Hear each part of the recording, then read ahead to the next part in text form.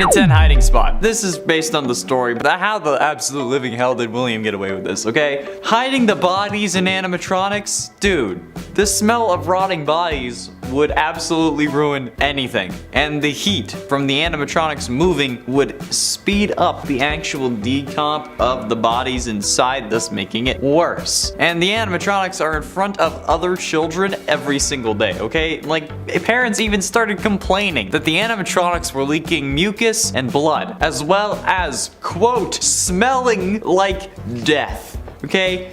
If this was real, and William getting away with this wasn't important for the story of the games, he would have been caught instantly. They never found the bodies of these kids. Like, oh, we never found the bodies of these kids that supposedly went missing in this pizza place. But now their animatronics are starting to leak blood and are reporting to smell like death. Maybe we should check these out. Oh man, look, 5 dead bodies corresponding to different victims that went missing on the premises. William, you're under arrest. See, like, I don't get how this wasn't cut and dry. How this didn't just... How? In at 9, Mrs. Afton's death.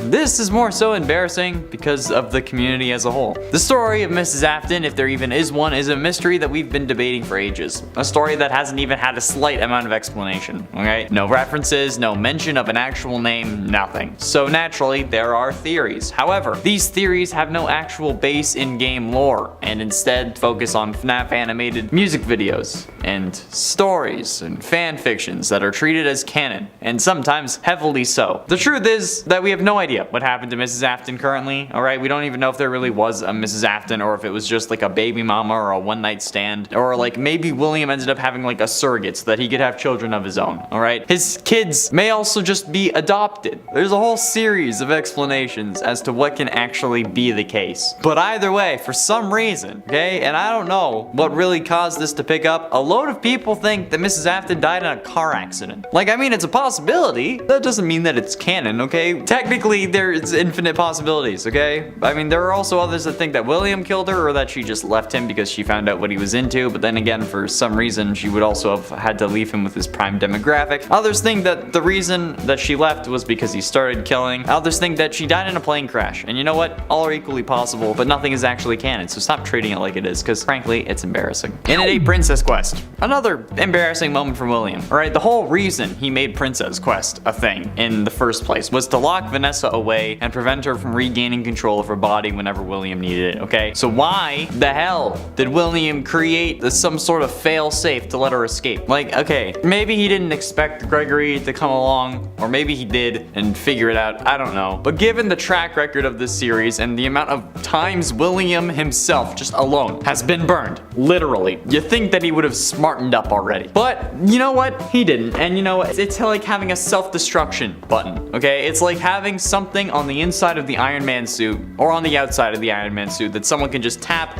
and then boom, it doesn't work anymore. Like, why? Why would you do that? It's stupid. If you want something to work, why give it away to not work?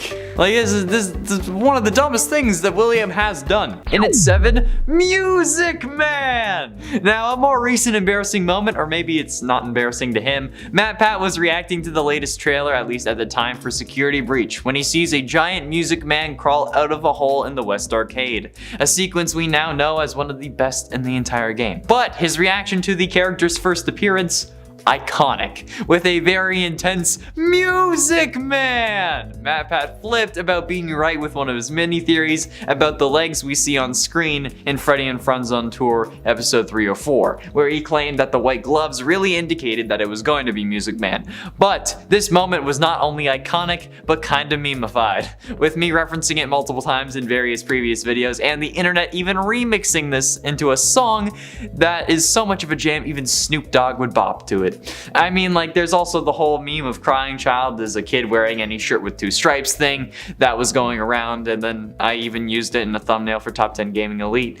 That's probably more embarrassing, but I haven't really gotten to talk about the whole Music Man thing, so I wanted to. And at 6, Pizza Bot. One of the most interesting things to me in Security Breach was the Pizza Bot minigame, where you choose to go to the bottom of the Pizzaplex, and then like you go through the vent and try to escape the Pizzaplex instead of going through L chips. At that point, you end up getting locked in a security office office where Chica is outside the only working door. So, to lure her away, you need to make a pizza using one of the chef bots. So then she goes and gets the pizza, and then you can leave through the door. It's actually like a really cool look into like the Fazbear Kitchen and how it operates now, with service bots kind of taking up the positions of people because they can be unpaid, but also I'm guessing are more reliable to not kill people than humans, which is kind of funny when you're talking about this series. However, the funniest part about it was when I got stuck in the sauce machine and decided to say, "Oh no, Step Chica," and that's what made this embarrassing for me. I said in a different video I would talk about it at some other point, and this is that point, okay? I don't know how it happened, but when I was making the pizza, I got phased into the sauce machine, which resulted in me being unable to actually finish the pizza, so I just had to wait to be jump scared to retry. But while I was waiting, I decided to say, "Oh no, Step Chica, I'm stuck in the sauce machine. I hope nobody comes by and licks sauce out of my," and then I won't finish that sentence because I think it's fairly evident where I was going. Yeah, that was a low moment for the barnacle. Halfway through into number 5, Elizabeth. Speaking of mistakes, let's talk about his own daughter. I get it, because she's a mistake. Actually, we don't know. She might be. I don't know how William thought that like this was a good idea though. Like, I feel like this guy, like, trying to brainstorm how to capture kids more efficiently, and like, he hadn't even started killing at this point. He's like, "Oh, I know, I can make a robot to lure them in with ice cream and then grab them where they're close. Okay, so what's it gonna look like? Oh, let's call my daughter and ask for some design tips, you know?" Then like Elizabeth ends up making the most predictable move ever and going directly against her father's instructions like a kid to go see the robot. That's basically perfect in her eyes. William, why? Why did you think that this wasn't going to happen? You had to lock your child in his room so that he wouldn't go to Freddy Fazbear's fucking pizza, and you think that your daughter isn't gonna walk up to an animatronic, especially at the age where they want to piss you off. And they're also seemingly loaded because you own a successful entertainment business, okay? Spoiled rich kids listening to their dad when they say to not touch a giant robot that was made to appeal to kids? Yeah, that's gonna work. God, you're a special kind of stupid. It's embarrassing. It is embarrassing. It is truly embarrassing, bro. Okay? All you needed to do was have a blacklist and say, "Don't kill these kids," and you would have been fine. But no. In it for disturbing desires. So this is something that I've noticed in the comments that actually worries me, as well as pretty embarrassing. So we've made a series of videos about how we could turn the closed Chuck E. Cheese restaurants into FNAF joints, okay? Or even like just one ideal location. Not in Utah though, ironically. But you see, in the comments of those videos, which you should totally go watch by the way, then share them with Scott because I want to kind of do that even if it's just open for like a week or a weekend. And I mean, like, if Mr. Beast can open fast food, I'm sure Scott can make this happen, okay? The comments though on those videos are full of various people telling me how they think it would be a great idea, because then they could die in the FNAF restaurant and go on to possess an animatronic. What? Why the absolute living would you want that? First of all, okay, possession, not real. That's not a thing in real life. I've yet to see real evidence of it or anything else paranormal. In addition to that though, even going by FNAF rules, you would need to suffer in order to die and generate the agony that is needed to possess something. Since in FNAF, all possession is actually just a manifestation of your extreme agony grabbing onto something that's nearby, as we learned from Fazbear Frights and Dr. Phineas Taggart. Getting close to the end into number 3, the puppet. The puppet is one of the most iconic characters ever in the FNAF space. The character that gave life to other animatronics and William Afton's first victim, but also one of the simplest characters to contain. All you need to do in FNAF 2 to avoid the puppet is keep the music box wound. The game even tells you when it's running out of juice with a flashing icon on your screen, and then even a flashing icon next to the camera that you need to go to wind up the box. So imagine how embarrassing it is to get jump scared by the puppet when the game gives you a million warnings that you're about to be jump scared. Yeah, pretty embarrassing. And it's even worse in FNAF VR, since thanks to the way that it's set up, you just need to keep your finger on the wind button and then use your other hand to worry about the lights and the Freddy mask. That's it. It's one of the easiest FNAF VR levels because of this. But people still get jump scared by the puppet. And it's unfortunate really, but still creepy because the way the puppet walks up to you in FNAF VR. At least like that way you literally see it coming, although at that point you also can't really stop what's happening. It explains how he got there though. He didn't just jump from his room and go around corners. Penultimately, in at number 2, purple versus pink. The purple versus pink guy debate is the Mike versus Will Trap debate, okay? But it's from the early days, when all we had to worry about was different colors and not like 14 different purple characters. This debate came after FNAF 2's Foxy Go Go Go minigame, where some fans believed that the guy standing in the corner all smiley was a different group of dead kids, and it was a different killer because he was slightly lighter. That's right, he was not the exact hexadecimal code for purple that we knew, so we thought it was a different person. And you know what? This is stupid. Don't do this, okay? They're all the purple guy. It says so in the FNAF like handbook or whatever it's called. It says purple guy, okay? He's the purple guy. Stop it. Leave me alone, okay? I only use the pink guy when I need an extra slot on a list because there's not enough William Afton versions or something like that, okay? It's purple guy. And finally, in at number 1, the Bite of 83. The Bite of 87 was one of the most mysterious moments in the entirety of the FNAF series, and it was introduced in the first game. Being introduced in the series into FNAF 1 from 2014, the Bite of 87 has remained one of the most debated points in FNAF history, and we can't quite agree on what happened. At first, we thought it was Golden Freddy who caused it, then Freddy, then Mangle, then Fredbear, then Toy Chica, then back to Mangle, and then everyone in between. And everyone has their own opinion on the subject, but for some reason, most people think that FNAF 4 is the Bite of 87. However, it's been confirmed that it's the Bite of 83. Okay, if you Google the Bite of 87 as well, you get pictures from FNAF 4, which is not helping. And I don't think it helped that one of the most famous lines Markiplier has ever said was that the Bite of 87? It wasn't, Mark. I'm sorry. Okay, it's been years.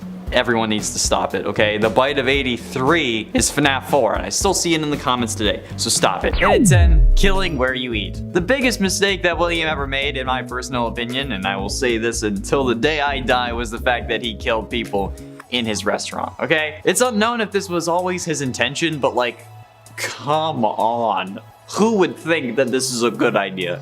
Like, who in the comments wants to come at me and try to justify killing your prime demographic in your place of business, okay? Dealers don't kill their customers, okay? Mechanics only bleed their clients dry of their money, not their blood. So like, why would William think that this is a good idea? Literally, go anywhere else. This is just like, it's basically killing in your house and then like calling the cops and saying, hey, I killed someone in my house. It's putting unwanted attention and scrutiny on literally everything you do just so they can try to catch you. Like, you even end up getting banned from going back into your building when the investigation is underway. And it's not like it helped your business. You had to close the first location because of this, resulting in you having to open another one that killed your daughter. So, yeah. Pretty embarrassing if you ask me. All you had to do was go to the park or some random alleyway or like a laser tag place, and then boom, your kids would be alive, you'd be harder to suspect, and you'd be rich from your business, because honestly it was a good idea, but you're done. And at 9, Cassidy. Assuming for this scenario that Cassidy is the one you should not have killed, this was also one of the most embarrassing things that William could have done. Or maybe he doesn't consider it a mistake because like the one you should not have killed is kind of keeping him alive after all, although it's still unclear if they're doing that currently or not. But they're doing it as a way to make him suffer. So I feel like getting possessed by a child is pretty embarrassing. I mean that, like, depending on the angle that you want to like look at, that I'm going with it's embarrassing. If I was possessed by a child, I would be embarrassed. I don't think I am, hopefully. But even if he does like consider this a good thing, or if Cassidy doesn't end up being the one you should not have killed, which in my opinion she's not, but like killing those 5 kids that made up the missing children's incident that likely ended with Cassidy, that's dude, come on, we already talked about it. You killed in the wrong place. It's embarrassing. So, you know what? If you don't want to count Cassidy as the embarrassing mistake, count the missing children's incident as that mistake, all right? Just count it whatever way you want. It's on the list, deal with it.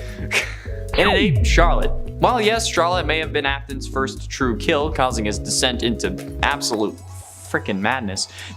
In the game, Charlotte ends up possessing the puppet, who then gives life to the other animatronics, which causes you to disassemble them and release their spirit. In both universes where William kills Charlotte, it comes back to bite him in the since Henry comes after him for it, which results in what should be his death multiple times over. And not to mention how in the book specifically, unbeknownst to her at least, she is an animatronic robot that was meant to replace the daughter that Henry had lost. But it was also revealed that the animatronic is also Baby. You know, the baby animatronic that we all know and love? Yeah, who can switch between her forms at will, and then the human version doesn't remember being Baby. So yeah, Charlotte in the books is also Baby, which is also in the games William's daughter.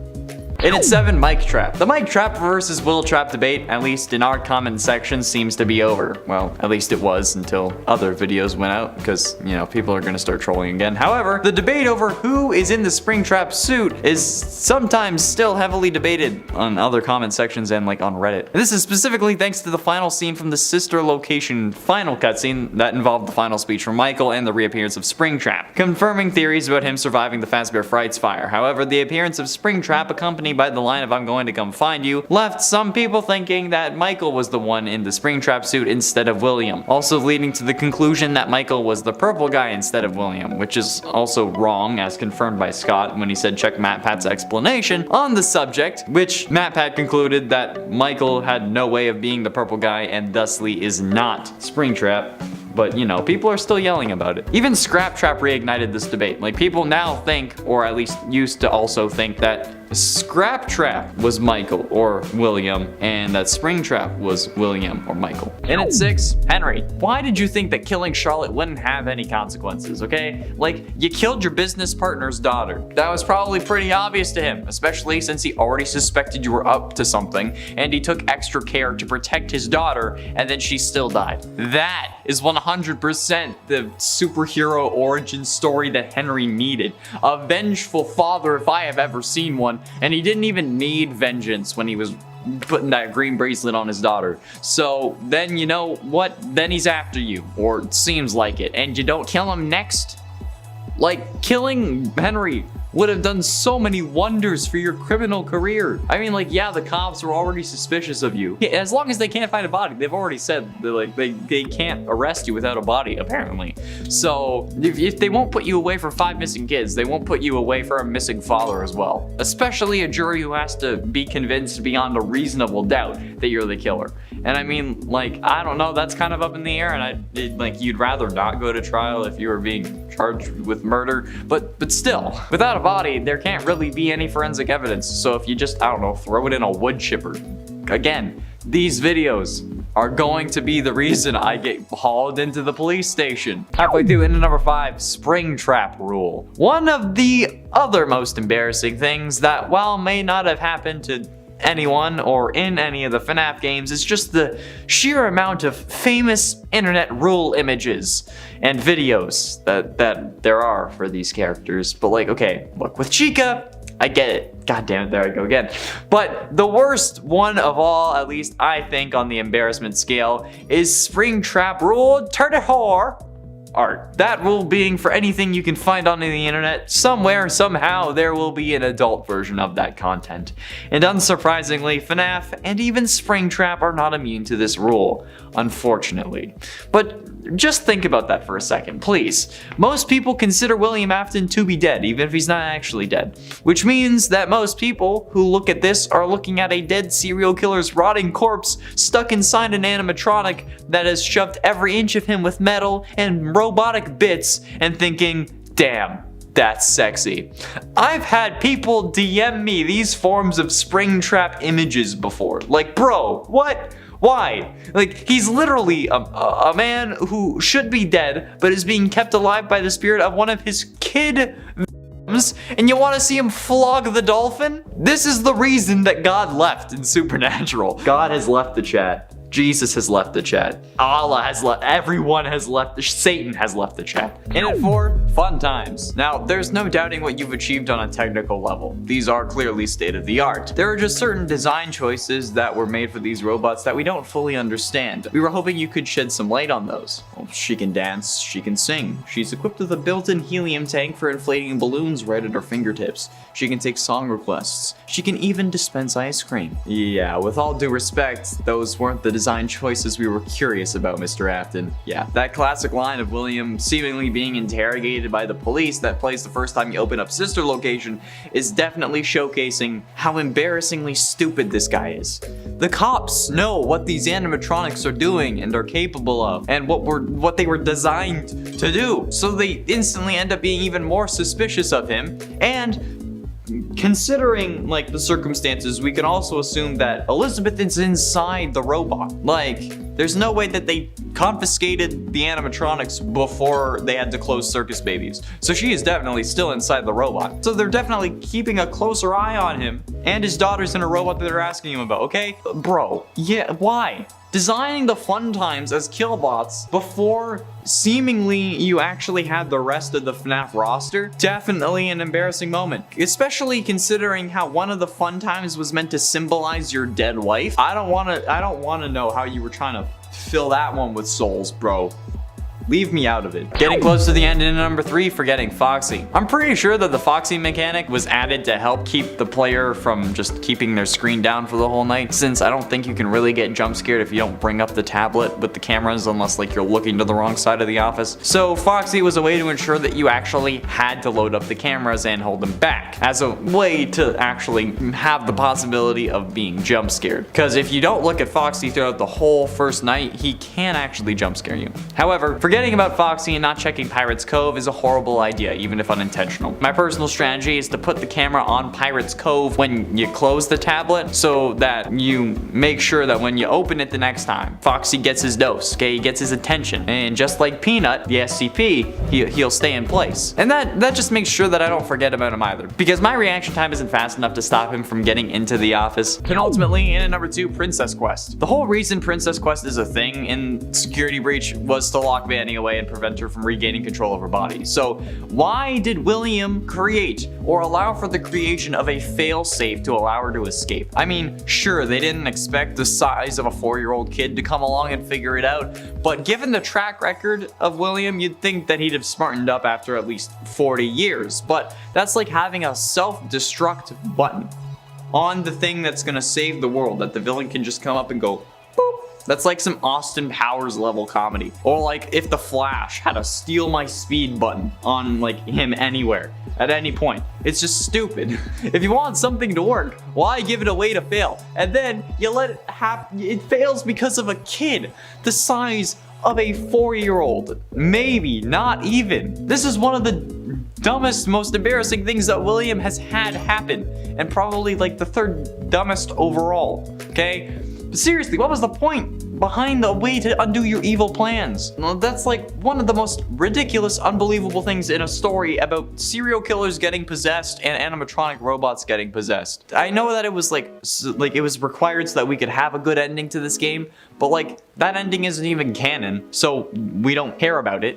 Okay, it was one of the dumbest things that has ever happened in this series. Why? Why would you do that? And finally, into number 1, Springtrap. Being the genius behind some of the most advanced robotic technology in the universe, we expect a lot from William, okay? He's the suit technician, he's the main killer, he seems to be the CEO of the company, so he should really know what he's doing, right? Apparently not. Since after discovering that the original 5 animatronics were possessed, he disassembled them to learn their secrets. This inadvertently released the spirits of the original 5 victims, though, causing William to panic, which is understandable since firstly, they're freaking ghost kids that he never expected to see again, and also because they're the ghost kids that he killed. Okay, so this absolute animatronic genius, the technician that has handled the suit maintenance for years and has explained to every employee the proper procedure for the spring lock suits, including the spring bodysuit that he uses, ends up climbing inside the suit in a panic in an attempt to make himself feel more powerful and maybe scare off the ghost kids. However, he's so smart that he didn't notice the moisture in the room, the leaking ceiling, which causes the spring locks that were active at this moment since it was in suit mode to fail, which would have killed him had he not been possessed by the one you should not have killed. Yeah. Yeah, embarrassing. In at 10, Chica. The problem with this, it's embarrassing because every time I bring up Chica, I can't help but make some form of crude joke about her. And not like a stupid joke like Kentucky Fried Chica like I did for Top 10 Tastiest Animatronics and for that thumbnail. Instead, what I did for number 1 of the Tastiest Animatronics list, where I put Toy Chica as number 1, then said it was obvious as to why she was at the top, because she is one. Like, don't get me wrong, okay? I think that it was funny as hell. But that's still kind of embarrassing, since you know, like it's a fictional robot chicken, and I make jokes about wanting to sleep with. I don't know any way to put that delicately. Honestly, I mean, like, I made the whole top 10 tastiest animatronics list because I wanted to make that joke at the end about how Toy Chica was the tastiest. For real, that's why I made the list, so I could just say that I wanted to eat Chica. Yeah. Embarrassing. That video was made when we only had 90 FNAF videos on the channel though. 300 later, and I cry anytime I hear a nose honk. And at 9, 5 honks at Cali's. And by Cali, I mean California. Since back in 2014 when the first FNAF game came out, Smosh Games did their first FNAF game bang, as they were calling it. Game. YouTube game, where they all played a round of the game, and the person who survived the shortest amount of time before getting killed had to put on a werewolf costume and dance around in the street in an attempt to get 5 cars to honk at them, only being able to take the costume off when they did. Now, this would have been more embarrassing if it wasn't Lasercorn who got punished, or maybe now I just think that that would be way too fun, but honestly, I remember this video so fondly, and at the time, I thought it was pretty embarrassing. Like, nowadays, I'd probably just do that for fun, and instead of having to be forced to do it because I lost a game. But still, at the time, it was pretty rough to watch. Not as rough as some of their other punishments. Wrestling and lubricant definitely comes to mind. But these were the good old days of YouTube, where people watched Minecraft mod reviews and my music taste was limited to Minecraft parodies. Oh, and when I didn't talk about FNAF for 8 hours a day. And at 8, Manglevent. Eddie VR is one of the most popular VR tubers on YouTube currently, with over 6 million subscribers at the time of recording. He was really put on the map though thanks to his FNAF VR Like a Mexican series, which he also continued with his FNAF Security Breach Like a Mexican series on his second channel, which also used to be his main channel. Long story.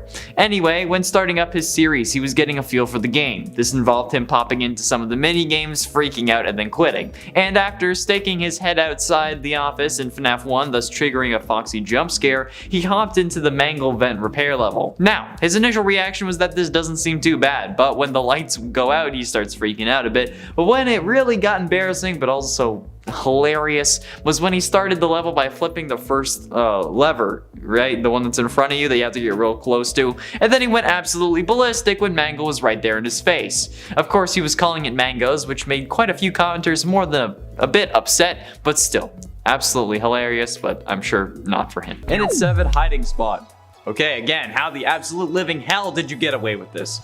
The smell of rotting bodies would ruin any place that you're in, okay? It doesn't matter if you're eating, if you're dancing, I don't know, committing murder. The smell of rotting bodies always puts a damper on things. And the heat from the animatronics moving on like all their insides, because you know, it's heat. It would speed up the decomposition and make it stink even worse, because heat always makes things worse. And the animatronics are in front of people every single day, okay? People even started complaining that the animatronics were leaking blood, as well as, quote, smelling like death. If that was real life, William would be gone, okay? He would have been caught instantaneously. Like, oh man, we never found the bodies of these kids. Wait, hold up. These animatronics are leaking blood, smell like death. Call Agent Booth. We need to check these. Then they found the missing kids. All right, Afton is under arrest. They already suspected him. And I mean, like, having bodies hidden in your animatronics where you're the technician for the suits and also, I don't know, the CEO. Yeah, you're instantly incarcerated. I don't know. I don't know how this wasn't just a clean-cut case. Okay, I know that was important for the story of the games, but it shouldn't have happened, all right?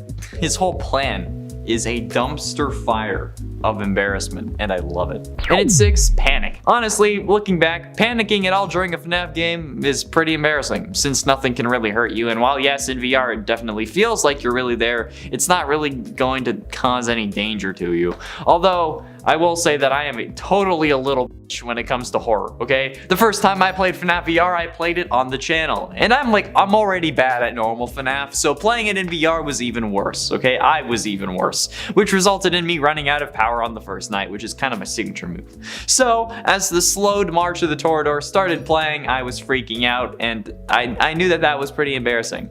But not only that, I actually then proceeded to survive the night since the time hit 6 a.m., thus making all that panicking worthless and for nothing. I'll let you in on a little secret though, okay? Well, what you saw was embarrassing. The reason I find it so embarrassing was because I was closing my eyes in the headset. Yeah, I had planned on reacting to the jump scare sound, since I would be able to tell audio-wise and I wouldn't have to deal with Freddy in my face. But yeah, closed my eyes in a VR headset because I'm a little bit. Halfway through into number 5, real life. The Twitter account DiamondZia on June 27, 2020 tweeted out 3 photos with the line, "FNAF will be real in 48 hours." These pictures were of news articles. One from USA Today titled, "5 children have gone missing inside Chuck E. Cheese. Parents report smells coming ... One from Associated Press called, quote, "Post-hour worker at Chuck E. Cheese reported dead at 27. And a final one from the Something News titled, "Night shift worker at Chuck E. Cheese claims strange movements from animatronics during post hours." However, this title had animatronics spelt incorrectly.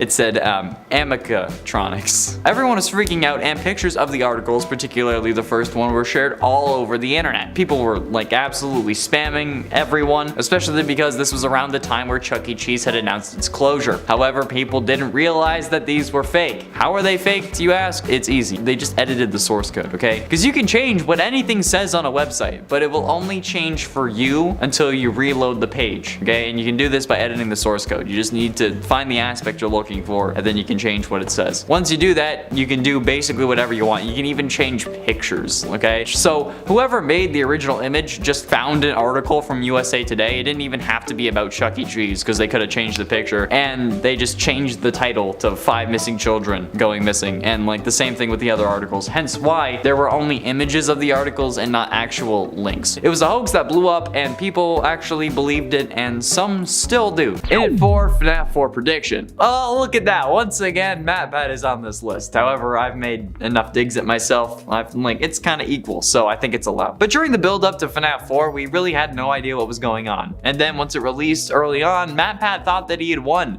saying that in a rush to actually release FNAF 4, Scott missed a huge detail that made the game actually impossible, without even pointing out how anything is possible in a series about animatronics being possessed by the souls of children and a killer who literally can't die. The entire theory relied on the point that this was the bite of 87, something that last time I noted is one of the most embarrassing debates in all of FNAF history, saying that if the frontal lobe of the brain had been removed by an animatronic, the kid that we play as wouldn't feel fear, thus the nightmare animatronics were impossible. And you know what? This would have been true had this have been the bite of 87. However, we now know that that is not the case. But since MatPat was stuck in con season, we'll give him a bit of a pass here. But seriously, looking back, it's pretty cringe, especially with what we know now. Like, looking back on any past theory, especially my own when more evidence comes to life, is a pretty rough deal. But yeah. Getting close to the end, into number 3, Crying Child.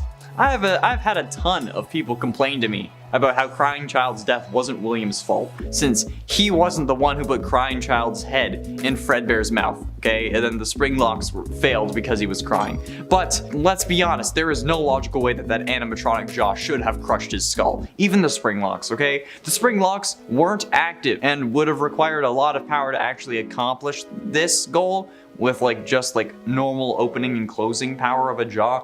So the only way that Crying Child's skull could have been crushed was if Afton had intentionally, for some reason, supercharged the jaw of the animatronic. Which it would make sense if he wanted to use it as a kill machine, like as a prototype fun time, or maybe he wanted to use it as a backup kill suit in case Spring Body ended up failing. Figuring more power in the jaw would help him, which clearly it did, just in literally the worst way possible. There's also no way that this is a spring lock failure, guys. Okay, the suit was already in animatronic mode, meaning that the spring lock mechanisms that are the reason that it could fail, because they're used to keep the robotic parts to the size that someone can fit in the suit, weren't being used because it was in animatronic mode. So they don't need to keep the robotic parts to the side. The spring lock failure problem comes when those mechanisms are put under stress of having to keep the parts away from the person in the suit, okay? And then if they get wet, that's when they can loose, and then that's why they can't get wet, okay? Keep in mind that the term spring lock in this context is being referred to the parts that move the robotic bits away inside the actual suit. Since the suit is also referred to as a spring lock, I feel like I kind of need to clarify that. And ultimately, in at number 2, was that the bite of 87? Markiplier is commonly known as the FNAF King. Some consider Doggo the FNAF King, others MatPat. And despite our over 400 FNAF videos, nobody really thinks that I'm the FNAF King, despite me literally having King in my username, but that's fine, I'm not salty. However, the biggest embarrassment, at least in my eyes for Mark, was the infamous line, "Was that the bite of 87?" said after watching Crying Child get chomped on at the end of FNAF 4. Now, this was indeed not the bite of 87, but this single line sent the internet spiraling. Now, some people still to this day fight that FNAF 4 is the bite of 87, which it's not. The game takes place in 1983, okay, and it was confirmed as such in Sister Location. But either way, I've had multiple people follow me on either Instagram or TikTok, which you should totally follow, by the way, because I'm posting more FNAF content on there. But a load of these users have had their names as some version of this line. The one I can remember the most, which is probably because it was the first one, was that the bite of _87? And then after that, a whole lot of them came. I don't know why. I mean, like, it's probably something that Mark wants to forget, but I'm sure that Markiplier simps love it. Yeah, that's right, Jada, I'm looking at you. What do I need to do to be the FNAF King? God, I've only made videos for a year. And finally, in at number 1, left eye. This is definitely not going to help with the whole FNAF King thing. However, it's more of a case of not being the direction king. So back when FNAF VR first came out, I was playing it on the channel a couple of times. Actually, no, this was like 2 years after it first came out. But when I first got it, like I mentioned previously, I was secretly closing my eyes because, again, I'm a little... However, the most embarrassing time for me was when I was trying to do parts and service levels. It starts off with Bonnie, and in becoming the purple guy in FNAF VR, which is a video on the channel that you should check out, the first instructions are to remove Bonnie's left eye.